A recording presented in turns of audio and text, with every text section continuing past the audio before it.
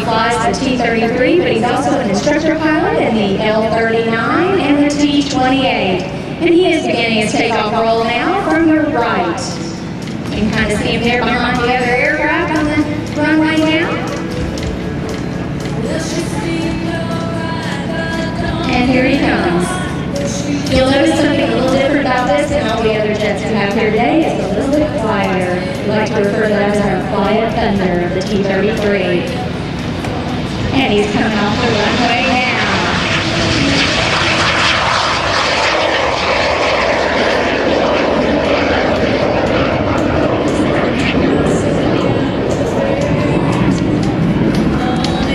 The smoke coming out is our smoke system, so don't have any worries about that. Now what Jerry's going to do is actually kind of come around behind us, come back to the front to do a fast banana at approximately 400 miles per hour. Sorry, giving our T-33 a little bit more speed today than it normally has. He'll be coming from the right to the left, so for those of you who want to take a picture, kind of come on up to the front and get ready for that banana pass in a couple of seconds there. Just a little bit of information about our T-33. The T-33 was the first two-seater military jet trainer in the world. It came out of the P-80 Shooting Star that was developed in 1943 by Lockheed. Originally, it was supposed to come in towards what became the end of World War II, but testing and everything did not end in time. The Shooting Star was a one-seater aircraft, and the pilots after World War II were being trained to fly it were all coming from piston-driven aircraft like the Mustangs and the F-4U Corsair like you've seen earlier today. They weren't adjusting as quickly to the more powerful J-33 jet engine, and a two-seater jet trainer was needed. The folks at Lockheed were kind enough to add 3 additional feet to the cockpit for an instructor seat that has a full panel and controls. And the T-33 was launched in 1948. Here he comes from the right to left. Jive Kerby flying the Vintage Thunderbird T-33.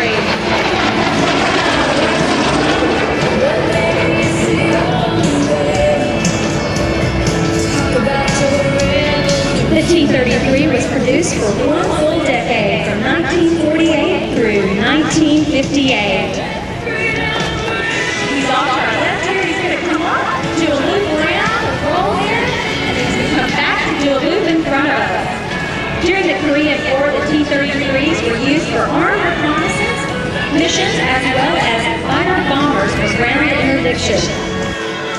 The fighter, original Shooting Star, actually did make aviation during the Korean War during the first all-jet combat mission when it shot down a more maneuverable Soviet MiG-715. Jerry's coming from the left to the right.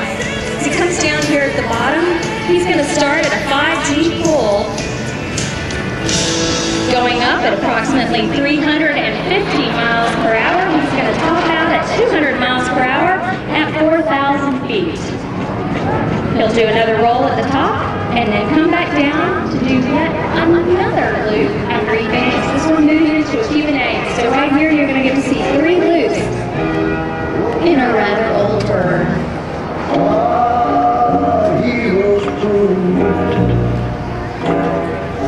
The U.S. Air Force and the Navy both used the T-33, or as it was designated in the Navy, the TB-2. It was used for over 3 decades as their basic jet trainer. And although it was phased out of the Air Training Command in the early 1970s, it was still used as a proficiency trainer for senior officers and on other missions.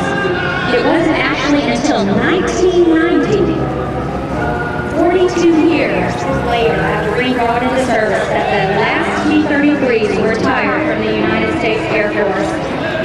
Here's our first slide of our Q&A.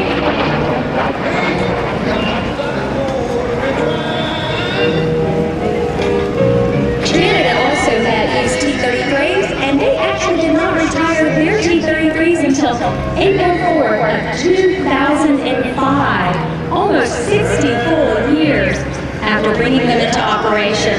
And it's actually still being used by countries like Turkey, Greece, Japan, and Thailand.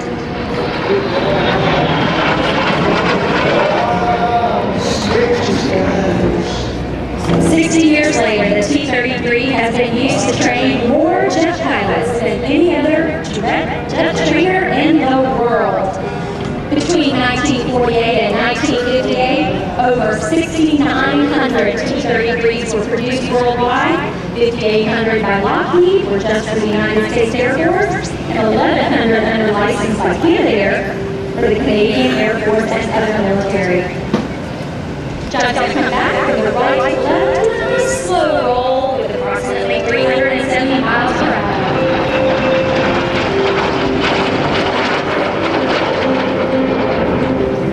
Today, many T-33s survive in museums, and over 100 are still flying worldwide. And thanks to the owner of our aircraft today, Mr. Fowler Kerby Jr., we call him Big Dog, this is one of the finest made available for the public to see, an important part of our aviation history. Just to tell you a little bit about our owner, he bought the aircraft back in 1990, and it set off in a 2.5-year restoration process. He hails from Columbia, South Carolina area, and he is actually the honorary commander of Tyndall Air Force Base's Weapons Evaluation Group. Jerry's going to come from the left to the right, again about 370 miles per hour, doing a 4-point roll.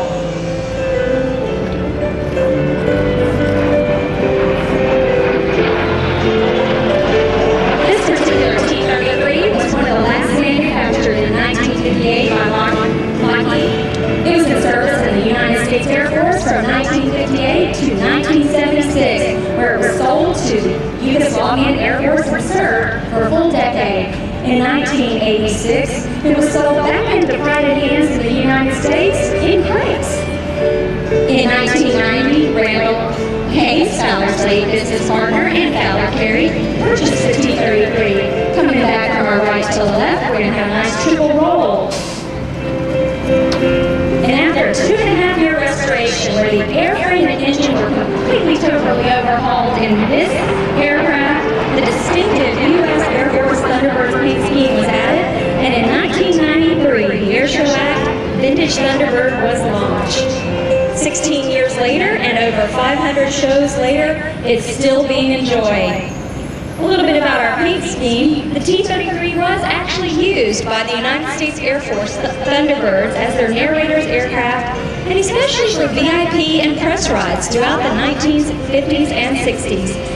Big Dog and Fowler chose this particular paint scheme in order to salute all our men and women in uniform, both those still in service and those veterans who have served us at home, and especially those who protect our freedoms throughout the world. Now Jerry's going to come back by, get those cameras out again. We're going to have a left to right knife edge, again at 370 miles per hour. What you'll get to see now is right there. You got to see the top of the wings. That's a beautiful sight.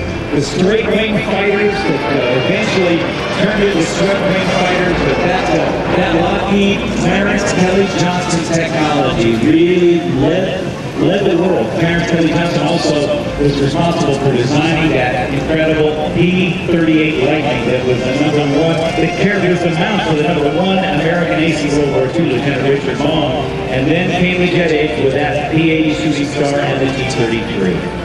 Beautiful craftsmanship, beautiful work. We do have a cruising speed in this of over 450 miles per hour, and our top speed is approximately 600. We can put 813 gallons of fuel on board to give us a range of just 1,100 miles before we have to stop for a refuel. A little bit more about this aircraft. Over the winter, we got a brand new engine, one of the very last zero-time Allison J33s available. So right now, he's coming from the left to the right, doing a slow banana at 290 miles per hour with an engine in a 60-year-old airplane that only has 20 hours on it.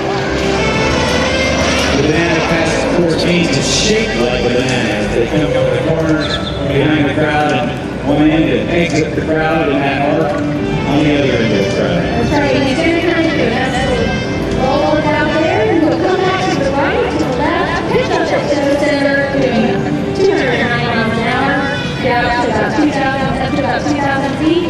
We will come back in to land right to left. Just another thing about the overhaul that our airplane had over the winter. An additional, or should I say, we replaced some very old screws, 60, 50-year-old screws. We now have 1,462 new stainless steel screws on our T-33. Makes it shine just a little bit more in the sunlight. Here he comes back again. Again, a little bit slower, 290 miles per hour. Where he's going to pitch up.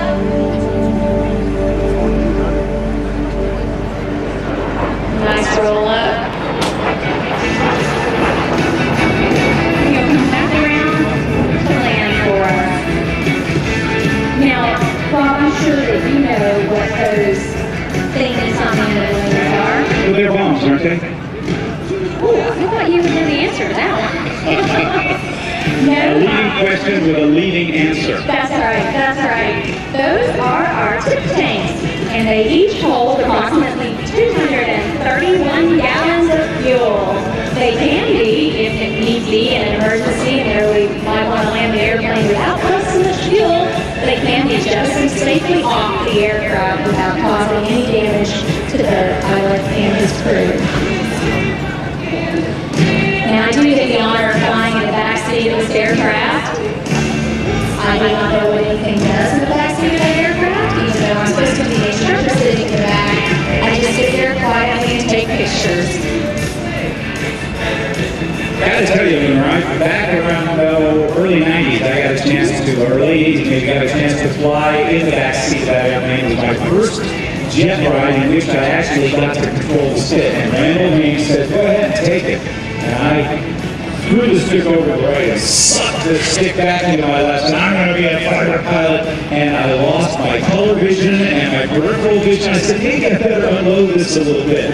And that was the end of my fighter pilot aerobatics. You grade a little and decided that was enough, huh? Yeah, because you start to pull teeth and that blood rushes out of your head and your eyes. The retinas are most sensitive to color. And when they don't have enough blood, that color vision goes away. So since that time, I've had a chance to find a couple other jets and had some stick time, but I never pulled quite so hard as I did in the Vintage Thunderbird. Well, we might have to put you back in there. Now, watch as Jerry lands this aircraft. It's a very special part to the braking system. He's got all three wheels down, not like the F-15 that kept the nose wheel up for so long. No, he doesn't try to show off like that. But he's probably right now he's raising the canopy.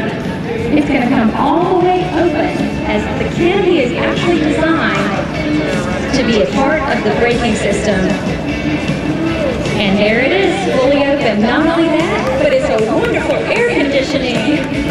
Even on a 90-degree day, I bet, isn't it? Yes, it is. I do know that when it does come open, I still keep my face mask on and my oxygen mask on, because I really don't want to be eating some bugs as we go down the runway. So visor down, mask on, keep fully facially covered. That's right. That's right. And the Allison J35 engine, nice and quiet. Look at that beautiful airplane.